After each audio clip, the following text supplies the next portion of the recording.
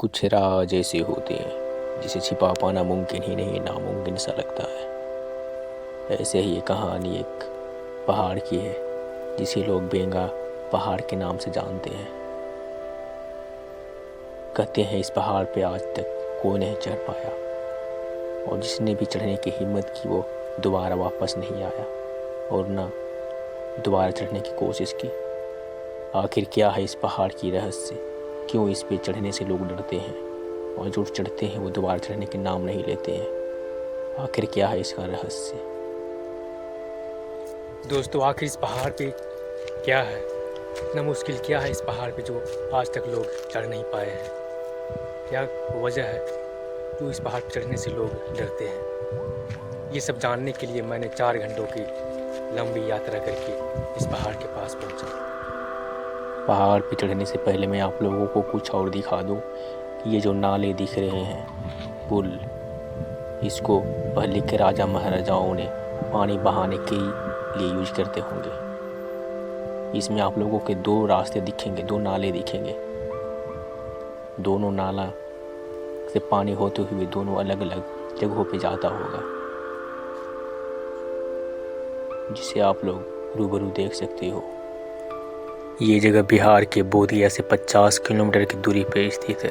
कुछ नज़दीक पहुंचने के बाद मैंने कुछ स्थानीय लोगों से पता की इस पहाड़ पे चढ़ना इतना मुश्किल क्यों है।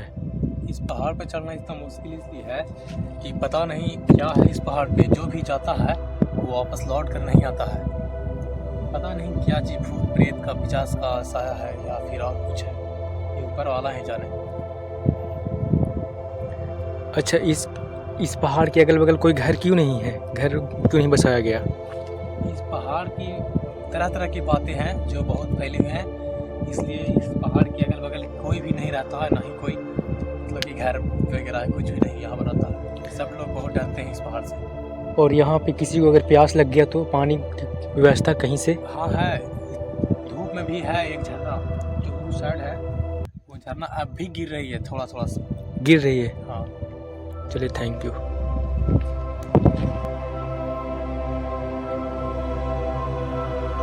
मेरे दिमाग में बस यही सोच आते जा रहा था बार बार कि आखिर क्या वजह रही होगी जो इस पहाड़ को खौफनाक के नाम दे दिया गया है।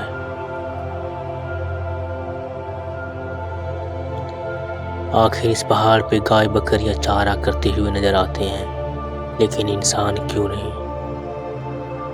मैंने कुछ दूरी पर चढ़ने के बाद विश्राम करने के लिए एक जगह पे रुका।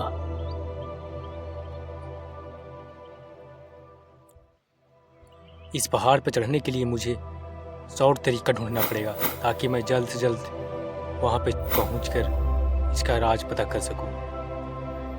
थोड़ी देर मैंने विश्राम करने के बाद यहाँ पर फिर से चलना स्टार्ट किया।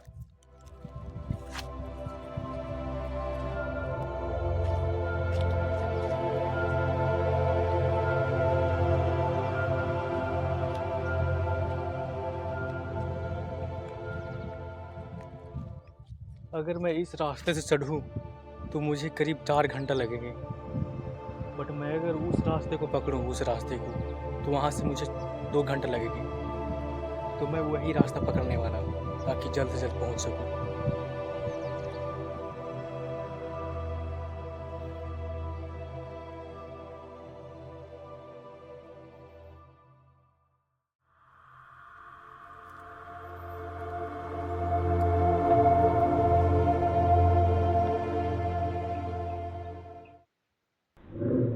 अभी लगभग मैंने 50 फीट की ऊंचाई पे पहुंच चुका हूं और आगे अभी बहुत दूरियां बाकी है।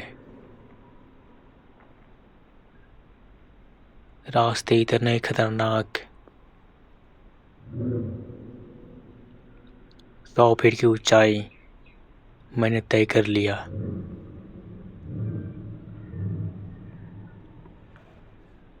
कभी कभी ऐसे रास्तों से मुझे गुजरना पड़ता था जिसकी कभी मैंने उम्मीद भी नहीं की थी।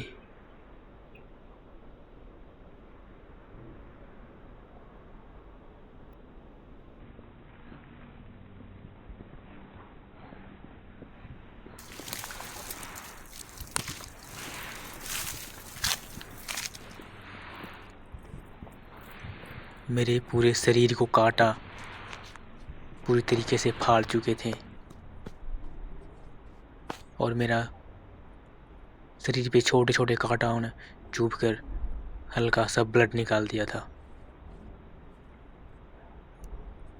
फिर भी मैंने सबको इग्नोर करते हुए आगे बढ़ता गया, ये उम्मीद लेकर कि शायद कुछ मिले जिसको मैं कैमरा में रिकॉर्ड कर सकूं और आप सबके सामने इस पहाड़ का रहस्य बता सकूं।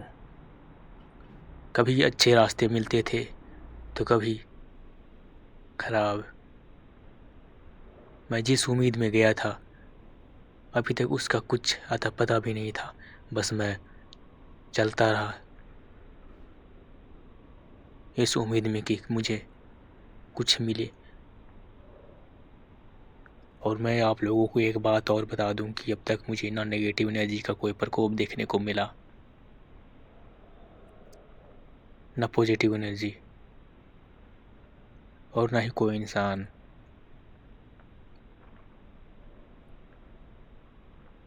धीरे धीरे मेरा हालत इतने खराब होते जा रहे थे मानो जैसे मैंने ये कदम ही गलत उठा लिया।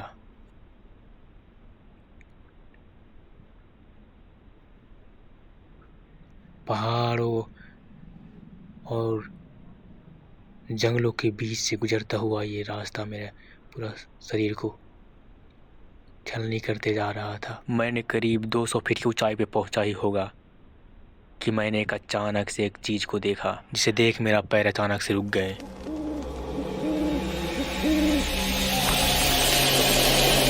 मैंने देखा कि बहुत सारे मधुमक्खी आकाश में उड़ रहे थे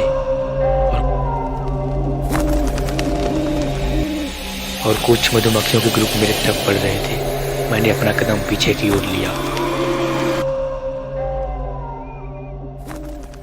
फिर मुझे समझ में आया कि लोग क्या सोचते हैं और क्या बताते हैं। शायद इसी वजह से इस पहाड़ को ये नाम दिया गया। आज मुझे पता चला कि इस पे ना कोई नेगेटिव एनर्जी है, ना कोई पॉजिटिव एनर्जी, ना किसी भूत का साया, ना किसी और चीज़ का साया। इसका रियलिटी तो कुछ और ही निकला जो आप लोगों को इस वीडियो में देखने को मिल रहा है।